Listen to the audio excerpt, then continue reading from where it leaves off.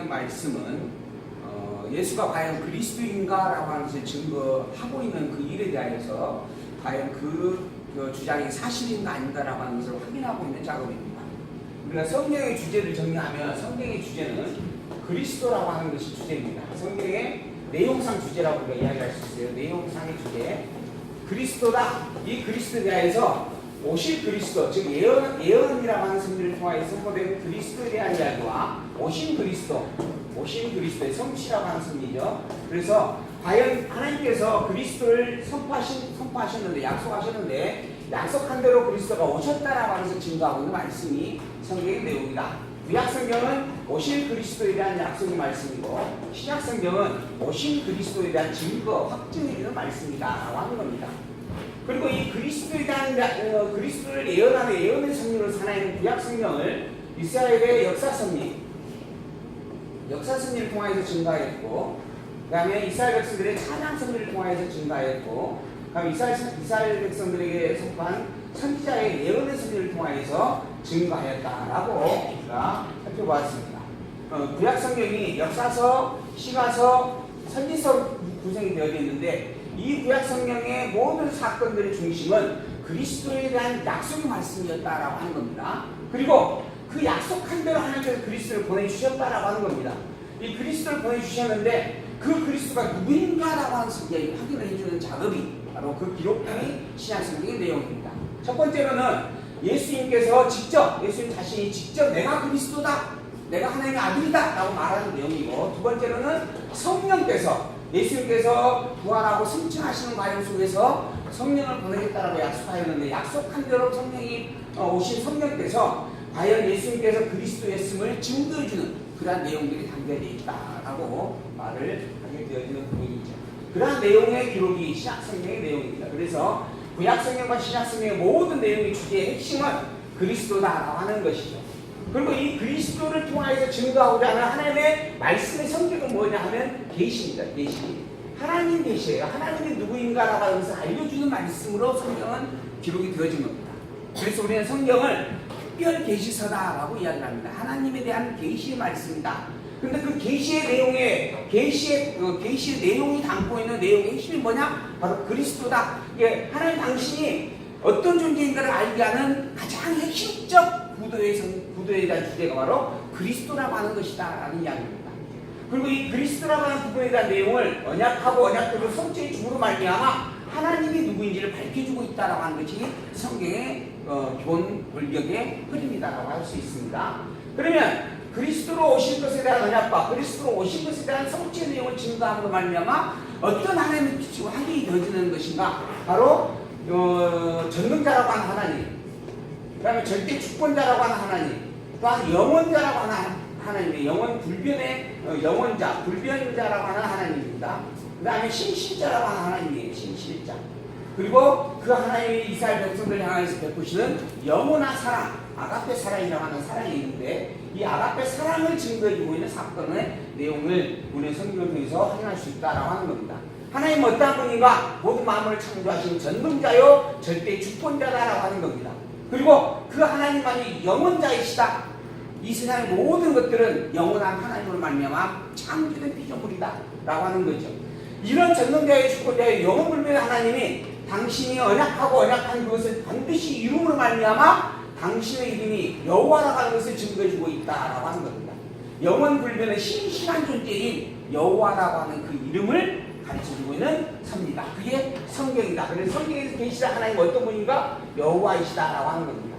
이 여호와라고 하는 이름을 확증시키기 위해서 하나님께서는 구약 성경을 통해서 끊임없이 내가 너희를 애굽 땅에서 이끌어낸 자가 낸 여호와니라. 내가 너희를 이스라엘 백성들을 애굽 땅에서 가나안 땅으로 이끌어낸 것이 여호와이고, 또한 애굽의 그 3인의 종살이를 두게 한 것도 여호와이고, 또 가나안 땅으로 인도하여서 가나안 땅에서 왕을 세워서 다윗 왕을 세워서 왕국을 이루게 한 이도 여호와다. 나의 이름은 여호와다라고 끊임없이 선포를 해주었습니다. 그래서 구약 성경의 모든 내용의 마침표에는 항상 내 이름이 여호와니라, 내가 여호와니라 라고 하는 말씀으로 마감이 되어집니다. 그렇게 하나님 당시 여호와이심을 그리스도라고 하는 이 놀라운 결정적 승리를 통하여서 증거해내고 있는 말씀이고, 그 증거의 변론으로 실제로 이루어졌던 사건들을 규약하여서 우리에게 기록하여 확인해주고 있는 말씀이 신약 성경의 내용이다. 이렇게 분명히 우리가 정리를 해볼 수 있는 내용들입니다. 그래서 이제 우리가 신약 성경을 지금 보고 있고, 누가복음을 보게 되어 있는데, 이 누가복음은 예수님께서 정말 내가 왜 그리스도일 수밖에 없는가라고 하는 것을 끊임없이 말씀해주고 있는 증거의 내용이 담겨 있다라고 이야기할 수 있는 부분들입니다.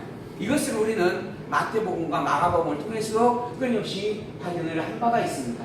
섭리를 통한 언약, 찬양을 통한 언약, 예언을 통한 언약으로 그리스도를 약속이 주었고, 약속한 대로 그리스도가 오셨고 그 그리스도가 바로 예수님이다라고 하는 것을 너무도 분명하게 증거해주고 있는 말씀들이다라고 하는 거죠. 그 중에서 예수님께서 왜 그리스도인 것인가라고 하는 것을 예수님의 그리스도의 직임, 즉 기름 부음이라고 하는 직임을 통하여서 증거해주는 말씀이 마태복음의 말씀들이었고, 그리스도가 틀림없는, 예수님이 그리스도가 틀림없는데 그 예수의 본래의 신분은 어떠한 것인가? 그는 근본 하나님의 아들이시다라고 선포하는 말씀이 바로 마가복음의 내용이었고, 그 그리스도 되신 하나님의 아들 되신 그분께서 행하였던 일들에 대한 구체적인 내용들을 하나하나 사실적 내용들을 증거해서 밝혀주고 있는 말씀, 사역으로 말미암아 그분이 하나님의 아들이었고 하나님의 나라였고 정말 우리 모든 죄를 계속해 주시는 계속주의시다라고 하는 것을 선포해주는 그런 말씀을 누가복음의 말씀이다라고 하는 겁니다.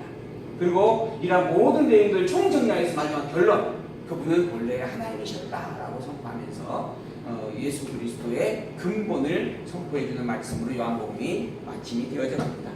그래서 제가 이야기 드렸지만 요한복음은 마태, 마가, 누가복음을 마지막 총정리해주는 결론이다라고 이야기할 수도 있고, 더불어 신구약 성경 전체를 아우르는 결론을 담고 있는 말씀이다라는 이야기로 제가 드렸던 부분입니다.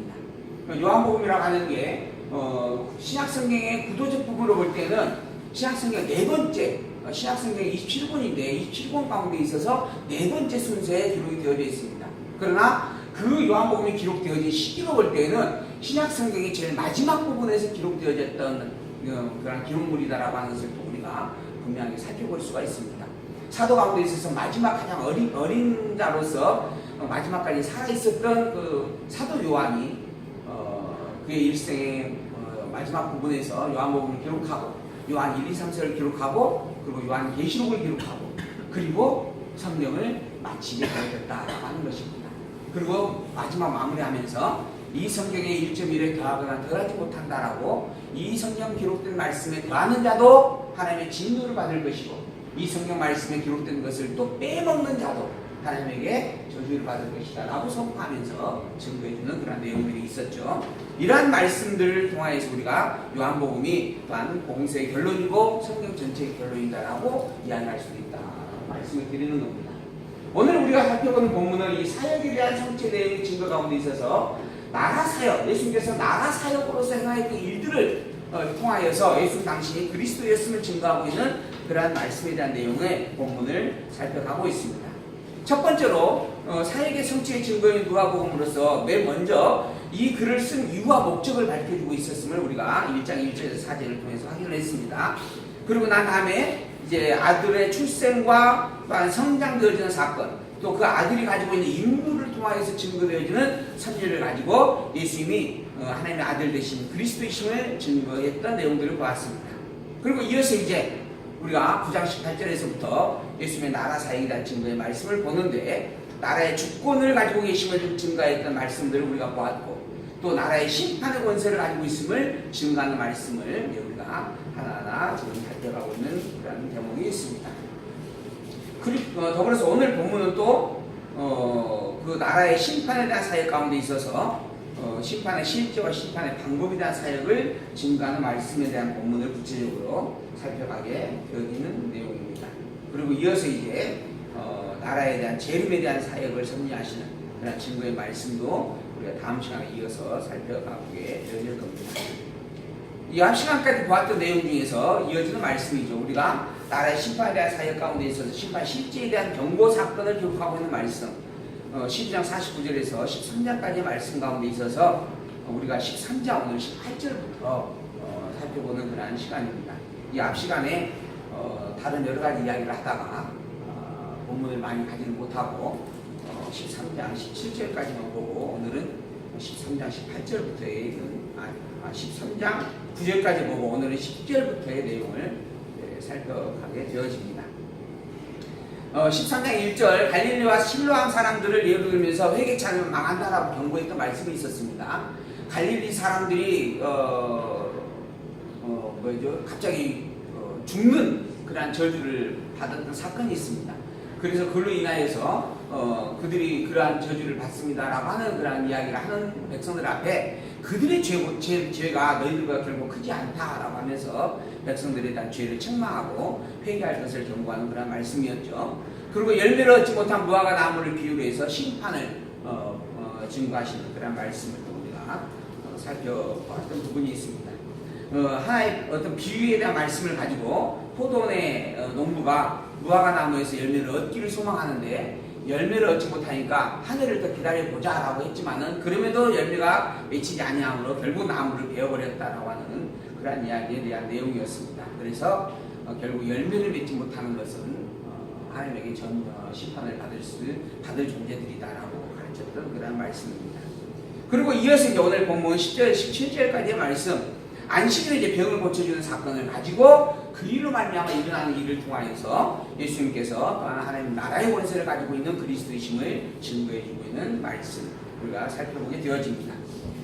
다른 본문을 보게 되어지면 이 본문을 보게 되어지면 아까 우리가 함께 읽었지만은 예수님께서 안식일에 회당 안에 들어가서 가르치고 계셨어요. 근데 18년 되어진 그러한 그 귀신 들려 앓고 꼬부라져서 허리를 펴지 못하고 있는 여자 하나가 있었다라고 기록을 하고 있습니다. 그리고 그곳에서 예수님께서 그 18년 된 병자의 병을 고쳐주었다라고 하는 사건이죠. 이 사건만 가지고 보게 되어지면 마가복음 같은 경우는 이 사건 자체에 굉장한 의미 부여를 하고 있습니다. 그래서 예수님께서 이런 놀라운 표적을 행하였다라고 하는 것을 아주 절절하게 표현을 하고 있습니다. 근데 오늘 이 본문을 보게 되어지면 그런 일이 있었는데 문제는 그런 일을 행한 날이 안식일이었다라고 하는 것에 포인트가 맞춰져 있습니다. 그래서 예수님께서 18년이나 되어진 이 병자를 고쳤다라고 하는 이 놀라운 사실을 그걸 바라보면서 기뻐했다라고 하는 그러한 어떤 주변의 상황에 대한 이야기는 별로 기록되어지지 아니하고 그런 일이 있었는데도 불구하고 문제는 시기가 되어졌다라고 하는 것이 본문의 흐름입니다. 그래서 오늘 본문을 보게 되어지면 안식일에 이 일을 고쳤다라고 하는 것으로 말미암아 회당장이 이야기를 하는 겁니다. 너희들은 안식일에 병 고침을 받기 위해서 이곳에 나오지 말라 하는 겁니다. 엿새 동안 일할 수 있는 때가 있기 때문에 엿새 동안 안에 나와서 병을 고침을 받고 안식일에는 병 고침을 받지 말라라고 이야기를 하는 거예요. 그러니까 18년 동안 병든 자가 병 고침을 받았다라고 하는 이 사건 자체가 강하게 부각되는 게 아니고 왜 안식일날 이런 일이 일어나느냐라고 하는 것에 의미를 두고 지금 이야기가 진행이 되어가고 누가가 기록을 해가고 있는 것이죠. 그때 이제 예수님께서 이제 하시는 말씀입니다. 외식하는 자들아 너희가 각각 안식일에 자기의 손과 나귀를 외양간에서 풀어내어 이끌고 가서 물을 먹이지 아니하느냐라고 하는 겁니다. 안식일이라고 할지라도 가축들에게 물 먹이고 꼴을 먹이는 것은 이건 일상상 아니냐라고 하는 것이죠. 이건 안식일 안에서도 안식일 율법으로 말미암아 율법을 범하게 되어지는 그런 일로 정죄받는 게 아니고 일상으로서 당연한 일이다라고 하는 의미의 이야기를 하고 있는 것입니다. 그러한 것처럼 안식이라고 하는 그 날일지라도 하나님의 백성, 즉 아브라함의 딸이 고침을 받는다라고 하는 것은 너무 당연한 일이다 라고 하는 의미의 이야기를 예수님께서 비유로 설명을 해주고 있는 부분들입니다. 그래서 18회 동안 사탄에게 매임받은 이 아브라함의 딸을 안식일에 매임해서 풀어주는 것이 너무 당연하고 합당한 일이다 라고 책망을 하는 거죠. 예수께서 이 말씀을 하시되 모든 반대하는 자들은 부끄러워하고 온 무리는 그가 하시는 모든 영광스러운 일을 기뻐했다라고 17절에 기록을 해주고 있습니다. 결국은 이 안식이라고 하는 것이 예수님 안에서는 구애받지 않는 날이다라고 하는 의미를 이야기해주고 있는 것입니다.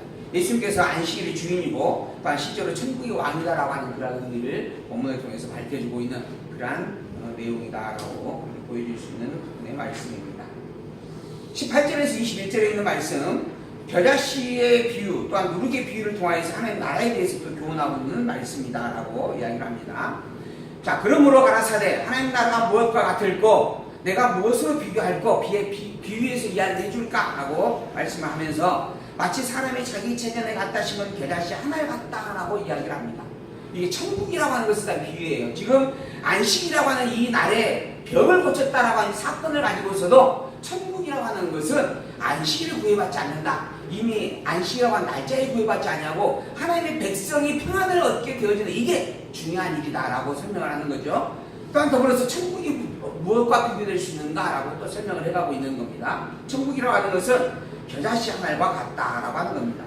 이 겨자씨라고 하는 것은 아주 보잘것없는 작은 씨를 가리킨다라고 이야기를 합니다. 그런데 그러한 작은 씨가 자라서 나무가 되어 공중의 새들이 그 가지에 깃들게 되어진다라고 하는 겁니다. 천국이라고 하는 것이 지금 현재는 지극히 작은 것으로 여김을 받고 그리고 배척당하고 멸시를 당하지만은 이 천국이라고 하는 것이 결국은 모든 새들이 둥지를 들 수 있을 정도로 큰 그런 나라로 성장하고 자라게 되어져 있다라고 말씀을 하고 있는 거죠. 또 가라사대 내가 하나님의 나라의 무엇을 비유할고 또 하나님의 나라에 대해서 비유해서 설명을 하겠다라고 하는 거죠. 마치 여자가 가루 성알 속에 갖다 넣어서 전부 불풀게 한 누룩과 같다. 누룩이라고 하는 것도 작은 밀가루의 반죽을 아주 크게 부풀리는 그런 작용을 하는 그런 효소입니다. 그러한 것처럼 천국이라고 하는 것이 지금은 지극히 미약하고 작게 보이고 그래서 너희들이 핍박하고 결국은 이 천국이 예수님 자신을 가리키고 있는 부분인데 예수님을 핍박하고 짓밟고 결국 십자가에 못 박아 죽기까지 합니다. 그래서 그들은 이제 없어졌다. 예수는 이 땅에 존재하지 않는다라고 이야기하게 되어진다라고 하는 거죠. 그러나 그렇게 핍박을 당하는 미약한 존재가 다시 살아나서 온 땅 끝까지 증거가 되어져 간다라고 하는 그런 성질을 이야기를 해주고 있는 말씀입니다. 천국이라고 하는 것이 바로 그런 성질을 가지고 있다. 그래서 천국의 복음은 결코 사그러지지 아니한다라고 하는 것을 밝혀주고 있는 그런 내용의 말씀입니다. 그리고 비유하여서 예수님 자신이 곧 십자가에 죽게 되어질 것이고 그러나 그것이 끝이 아니고 부활하고 승천하게 되어질 것을 이야기하고 있는 말씀으로 함축되어져 있는 내용으로 이해해 줄 수 있습니다. 22절 30절에 있는 말씀 좁은 문이 닫히며 밖에서 통곡하며 이를 안다라고 또 경고하는데요. 예수께서 각 성 각 촌으로 다니사 가르치시며 예루살렘으로 여행을 하셨어요. 근데 혹이 어떤 사람이 묻습니다. 주여 구원을 얻는 자가 적습니까 많습니까 하는 거죠. 예수님께서 이야기하죠. 좁은 문으로 들어가기를 힘쓰라. 결국 구원을 받는 자가 적다라고 이야기합니다. 예수님을 따르는 그 길이 좁은 길이다라고 이야기를 하는 것이죠. 좁은 문이라고 하는 것은 결국 핍박을 당하게 된다라는 이야기입니다. 구원을 받고 평안을 누린다라고 하는 부분에 소망을 갖고 있는 그런 많은 백성들에게 예수를 따르며 예수로 말미암아 얻게 될 구원은 순환과 핍박을 감당함으로 얻게 되어진다라고 하는 것, 순환과 핍박이 동반되어진다라고 하는 것을 이야기를 해주고 있습니다. 그러니 좁은 문으로 들어가기를 힘쓰라. 내가 너희에게 이르노니 들어가기를 구하여도 구하지 못한 자가 참으로 많을 것이다 라고 하는 겁니다. 그러니까 천국에 가기를 소망하는 사람들, 사실 모든 사람에게 물어보면 천국에 가겠습니까? 지옥에 가겠습니까? 라고 물으면 하나님을 알고 모르고 일단 모두가 다 천국 가겠다라고 이야기를 합니다. 왜 그러는가? 그 기본적인 사고에 천국의 복된 것과 지옥의 저주라고 하는 것을 새겨놓고 있기 때문에 그런 겁니다. 그리고 또 원래 사람의 본향이 천국이기 때문에 그런 겁니다. 하나님으로 말미암아 하나님의 생명의 기운을 통하여서 이 땅의 흙 속에 이렇게 하나님의 생명의 기운이 함께함으로 인간이라고 하는 존재로 우리가 살아가게 되어졌다라고 하는 것이죠. 그래서 우리의 인간의 본향은 원래 하나님 나라다라고 이야기를 하는 것입니다. 그런 부분들이기 때문에 누구에게든지 물어보면 천국에 가겠다라고, 천국에 가고 싶다라고 이야기하는 것이 인지상정일 수밖에 없다라고 하는 것이죠. 그러나 천국에 들어가는 자는 많지가 않다. 그러니까 천국이라고 하는 것을 소망을 하고 있지만 그 소망에 담고 있는 뜻은 뭐냐면 내게 평안함을 이루는 것, 내게 좋은 일이 일어나는 것, 이런 의미로 새겨 있다라고 하는 겁니다. 그런데 정작 천국은 좁은 문이다라고 하는 겁니다. 핍박을 당할 수밖에 없고 순환을 당할 수밖에 없고 고난을 당할 수밖에 없는 일이고 결국 예수님 당신께서도 십자가에 끌려가서 채찍에 맞고 십자가에 매달리고 결국은 십자가 안에서 죽기까지 하는 그런 길이다라고 하는 겁니다. 그런 길기에 결국은 그 길을 들어올 자가 결코 많지 않다라고 이야기를 해주는 것이죠. 집주인이 일어나 문을 한번 닫은 후에 너희가 밖에 서서 문을 두드리며 주여 주여 열어주소서 하면 저가 대답하여 가로되 나는 너희가 어디로서 온 자인지를 알지 못하노라 하게 된다라고 이야기합니다. 그러니까 좁은 문이어서 결국은 사람들이 많이 가지도 않을 뿐이요. 그러나 그 문이 닫히고 난 다음에는 저 길이 천국의 문이었구나, 저 문이 천국의 문이었구나라고 하는 것을 깨달아 알게 되어진다라고 하는 겁니다. 그래서 그때라도 깨닫고 천국의 문을 열어달라고 외치는 이들이 있을 것인데, 그러나 한 번 닫힌 그 문은 결단코 열리지 않는다라고 이야기를 하는 것이죠. 그리고 그 주인이 너희가 어디에서 온 자인지를 전혀 알지 못하겠다라고 이야기를 한다라는 것입니다. 그때 너희가 말하되 우리는 주 앞에서 먹고 마셨으며 주는 또 우리 길가에서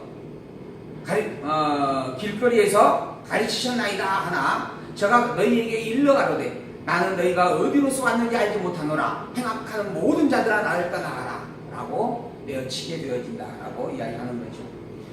예수님께서 살아계셨을 때 예수님을 보았던 자들이고 예수님께서 가르치는 말씀을 들었다라고 이야기하는 자들인 겁니다. 또 심지어는 우리가 주의 이름으로 나가서 병을 고쳐줬고 안진병을 일으켰고 표적을 행하였다라고 말하는 이들도, 또 우리가 복음을 전하였다라고 말하는 이들도 있다라고 다른 복음서에서 이야기를 합니다. 그런데 예수님께서는 그들을 향해서 내가 도무지 너희들을 알지 못한다라고 이야기하는 거죠. 그리고 본문에서도 그들을 향해서 행악자다라고 이야기합니다. 그러니까 그들이 실제로 예수님을 보았고 들었고 예수님과 함께 했다 할지라도 그 당시에 그들은 예수님을 영접하지 않았고 믿지 않았다라고 하는 겁니다. 그리고 결국 예수님을 십자가에 내어 주었고 못 박아 죽이기까지 했다라고 하는 것입니다. 그리고 난 다음에사 예수님께서 천국에 올라가고 천국문을 닫고 난 다음에야 예수님이 정말 그리스도가 틀림없구나라고 하는 것을 깨달아 알게 되어진다라고 하는 것이죠. 그러나 이미 그때는 늦었다라고 하는 겁니다. 그때는 이미 예수님께서 천군 천사장의 권세를 가지고 이 땅에 재림하신 그때가 되어지면 그것을 본 모든 자들이 예수님의 그리스도이심을 인정하지 않을 자가 아무도 없습니다. 그러나 그걸 기쁨으로 맞이하는 자가 있고 그것이 두려워서 바위 속에 숨는 자들이 있다라고 또한 요한계시록은 그렇게 기록을 해주고 있습니다. 그러니까 예수님이 그리스도인 것을 인정할 수밖에 없는 상황이 도래가 되어지는 것이고, 결국 그래서 인정했느냐 안 했느냐라고 하는 부분으로 따지는 게 아니고 결국 그리스도로 온전히 영접한 택한 백성인지 아닌지를 정확하게 분별하여서 나눈다라고 하는 의미의 말씀으로 본문은 이야기를 해주는 것이죠. 누구든지 믿기만 하면 구원을 얻는다라고 하는 이것도 살아생전의 이야기입니다. 그리고 실제로 다 성령의 증거 속에서 성령의 증거를 통하여서 받아지는 그 상황에서 이루어질 때 적용되어지는 말입니다. 이때처럼 이미 예수께서 재림하게 되어지고 난 이후에는 그때는 믿는다 말는다라고 하는 부분으로 갈라지는 것이 아니라 이미 그 이전에 믿음과 믿지 않는 것에 대한 갈라짐이 다 정리가 되어진 상태가 되고 그것이 심판으로 선고가 되어질 뿐이다라고 하는 그러한 성리를 우리가 정리해 볼 수 있는 것입니다. 그리고 그 근본은 사실은 이제 창세전 영혼 안에서 이미 택하였다 택하지 아니하였다라고 하는 부분으로 되는 것이죠. 예수님께서 분명히 시편을 통해서 선포가 되어집니다. 영원하신 하나님이 모든 마음을 만들기 이전에 이미 창조하셨습니다. 그리고 그 창조한 그 모든 것들을 창조하기 이전에 이미 작정하셨고 예정하셨죠. 창조하시는데 창조한 그 모든 것들을 창조하기 이전에 작정하였고 예정하였다라고 하는 겁니다. 그리고 작정 예정하신 그 뜻에 따라 복 있는 자와 복 없는 자로, 복 있는 자와 복 없는 자로 나누어서 이 세상에 보냈다라고 하는 것입니다. 그리고 우리의 삶 속에서 복 있는 자인지 복 없는 자인지가 드러나지고 확인이 되어지는 것입니다. 그리고 난 다음에 그 결정적 승리가 바로 그리스도로 통하여 증거가 되어지는 거죠. 내가 복 있는 자라고 하는 그 부분이 예수님이 그리스도를 시인하고 인정하는 신앙의 고백으로 확인이 되어지는 것이고, 내가 복 없는 자라고 하는 그 증거가 결국은 예수 그리스도를 부인하는 것으로 확인이 되어지는 겁니다. 그리고 예수 그리스도를 부인하는 자들은 예수님을 십자가에 못 박았죠. 그리고 결국은 예수님을 완전 철저히 무덤에 매장해 버리게 되어집니다. 결국 이 버려진 자들은 예수님께서 부활하시고 승천하시고 다시 재림하여서 오실 그때에 심판주 앞에서 버려진 자로 확증이 되어질 뿐입니다. 이 버려진 자가 이때 와가지고 내가 그때는 예수님을 버렸었는데 이제 와서 재림하는 재림주의 모습을 보니까 내가 인정할 수밖에 없어 해도 이건 믿음의 본질로 보여지지 않는다라고 하는 겁니다. 그래서 이미 심판으로 선포될 수밖에 없는 일이다라고 하는 거죠. 왜? 예수님 당신의 증거와 예수님께서 보내신 성령의 증거 그거의 마지막 증인이기 때문이다라고 하는 겁니다. 그래서 이 성령의 증거를 통하여서조차 깨달아 알지 못하는 자는 예수님께서 직접 오시는 이때는 심판하기 위해서 오시는 거예요. 나를 믿으라고 하는 확증을 위해서 오신 게 아닙니다. 그렇기 때문에 이때 믿는다라고 하는 고백은 아무 의미가 없다라고 하는 거예요.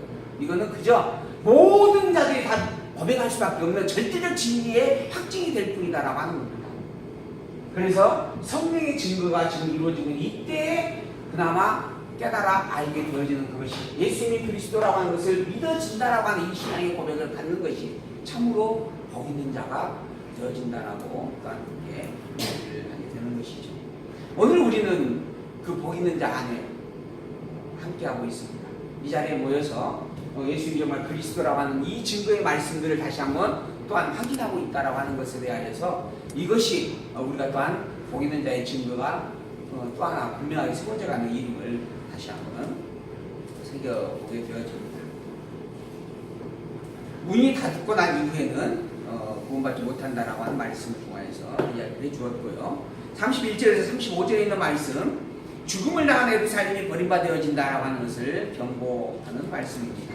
곧 그때 어떤 바리새인이 나와서 이르되 나가서 여기를 떠나소서 헤롯이 당신을 죽이고자 하나이다. 지금 예수님께서 이런 말씀을 가르치고 있는 이 안식일에 지금 일어나는 사건들인데 바리새인 중에 하나가 왔어요. 그리고 예수님께서 떠나십시오. 헤롯이 당신을 죽이려고 지금 하고 있습니다. 가라사대 가서 저 여우에게 이르되 오늘날 오늘과 내일 내가 귀신을 쫓아내며 병을 낫게 하다가 제3일에는 완전하여지리라 하라 라고 이야기를 합니다. 그러니까 지금 예수님이 곧 위협을 당하는 상황인데 그 상황에서 피하기를 권면하고 있는데 피하지 않겠다라고 하는 겁니다. 오늘과 내일은 내가 복음을 증거하는 일로 사역을 감당해야 될 부분들이고 더불어 제3일이 되어지면 완전하여진다. 곧 3일이 되어지는 그때에는 내가 또한 그리스도의 계속의 사역을 이루기로 되어져 있다라고 하는 의미의 내용이죠. 그러나 오늘과 내일과 모레는 내가 갈 길을 가야 하리니 선지자가 예루살렘 밖에서는 죽는 법이 없다 하고 덧붙여 설명을 합니다. 오늘과 내일과 모레라고 하는 표현이 있어요. 이게 일일, 2일, 3일을 가리키는 게 아니라 3일 후에 예수님이 죽는다 이런 뜻이 아니에요. 오늘과 내일과 모레라고 하는 부분의 섭리를 예수님이 이야기하는 것은 지금 내가 해야 할 일이 오늘에 할 일이 있고 내일에 할 일이 있고 모레에 할 일이 있다라고 하는 겁니다. 근데 이 모레라고 하는 것이 이제 3일이라고 하는 부분의 표현으로 이야기하는데 이때에는 내가 십자가에 끌려가서 죽게 되어져 있는 때고 대속의 사역을 완성시키는 때다. 더불어 오늘과 내일은 내가 복음을 증거하는 그 일을 또 하게 되어져 있다. 선지자는 반드시 예루살렘에서 죽게 되어져 있다라고 이미 하나님께서 말씀해 놓았다. 그러니 선지자는 예루살렘 밖에서는 절대 죽지 않는다라고 하는 겁니다. 죽일래야 지금 와서 헤롯이 날 죽이려고 해도 절대 날 죽일 수가 없다. 왜? 하나님이 이미 그렇게 정해 놓았기 때문이다라고 하는 거죠. 그러니 그 일에 개의치 아니하고 나는 그저 오늘과 내일 또한 모레 내일을 하면서 지낼 것이다 라고 하는 그런 의미의 말씀으로 이야기를 하는 거죠. 예루살렘 밖에서 죽지 않는다라고 하는 이 부분은 나는 반드시 예루살렘에서 죽게 되어져 있다라고 하는 의미의 내용이에요. 그리고 그에 대한 확증은 하나님께서 그렇게 예언하신 말씀을 근거로 두고 있는 겁니다. 이미 하나님께서 그렇게 선포하셨다, 말씀을 선포하였다, 선포된 말씀이 있다라고 하는 거예요. 그리고 선포된 말씀은 하나님의 작정과 예정되어진 것을 드러내는 섭리입니다. 이 모든 것들이 창세 전 이전에 이미 정해져 있는 일들이었던 거죠. 그리고 그게 예수님의 삶을 통하여서 오늘과 내일과 모레의 모든 시간적 삶을 통하여서 드러나지고 있는 겁니다. 그에 대한 확증을 예수님께서 지금 표현을 해주고 있는 거예요. 더불어 사실 오늘 우리의 삶도 마찬가지입니다. 예수님의 삶만 어제와 오늘과 내일과 모레의 삶이란 예수님의 삶만 정해놓으신 게 아니에요. 그러니까 그것만 뜻대로 주관하고 있는 하나님이 아닙니다.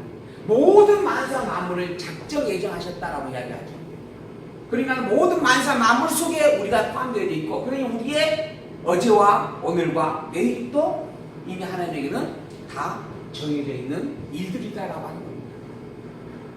바꿔 말하면 내가 내 능력으로 말미암아 열심히 살았기 때문에 오늘을 이루었고, 그리고 내일 더 큰 무언가를 이룰 수 있다라고 생각하는 것은 참으로 큰 교만일 수밖에 없는 겁니다. 사실 나로 하여금 내 마음과 생각까지 주관하여서 그 일을 이루도록 시와 때를 정하여 주관하고 계시는 그분이 계십니다. 그분이 바로 하나님이다라고 하는 거죠. 이러한 하나님을 우리가 인정하고 기억하면서 그 하나님의 권세를 가지고 있는 예수님께서 그 하나님의 권세를 지금 증거하고 있는 이 말씀으로 다시 한번 새겨볼 수 있는 그러한 지혜가 있기를 소망을 합니다.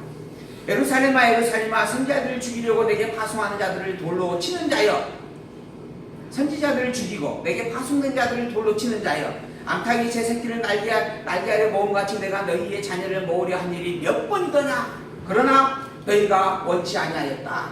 보라, 너희 집이 황폐하여 버림받으니라. 내가 너희에게 이르노니 너희가 주의 이름으로 오시는 이를 찬송하리로다 할 때까지는 나를 보지 못하리라 하십니다. 그러니까 결국 예수님을 십자가에 죽인다라는 거예요, 예루살렘 백성들이. 그리고 그 예수님이 이제 무덤에 갇혔다가 부활하고 승천하고 난 다음에 제일 많은 그때까지는 다시 예수님을 보지 못하게 된다라고 하는 이러한 예언을 예수님께서 지금 해주고 있는 것이죠. 결국은 이후에 있을, 지금 예수님께서 행하고 있는 일들뿐만 아니라 이후에 있을 일들, 또한 예수님께서 죽고 난 이후에 천상세계에서 다시 재림하는 그때까지 모든 일들까지도 하나님에게 있어서는 다 작정하셨고 예정된 일들이다라고 하는 것을 또 한번 분명하게 선포하고 있는 증거의 말씀입니다. 이러한 이야기를 하실 수 있는 것은 그분이 하나님이기 때문에 가능한 겁니다. 예수님 당신이 천국의 권세를 가지고 있는, 하나님의 권세를 가지고 있는 하나님이기 때문에, 하나님의 아들이기 때문에 가능한 일이다라고 하는 것이죠. 이처럼 하나님 나라의 권세를 가지고 예수님께서 증거하시는 말씀 살펴보았고요. 이어서 14장 심판에 대한 내용을 구체적으로 그 대상을 지적하면서 살피고 있는 말씀을 우리가 보게 되어집니다. 안식일에 병 고쳐줌을 싫어하는 자들의 잘못을 지적하고, 또한 더불어 상좌에 앉기를 좋아하는 자들을 책망하면서 어리석다라고 말씀하십니다. 그리고 부자를 향하여서 잔치에 초대할 자가 있거든 오히려 가난한 자를 초대하라라고 하면서 책망을 하는 그런 말씀드립니다. 잠시 쉬었다가 오늘의 말씀을 또 살펴보도록 하겠습니다.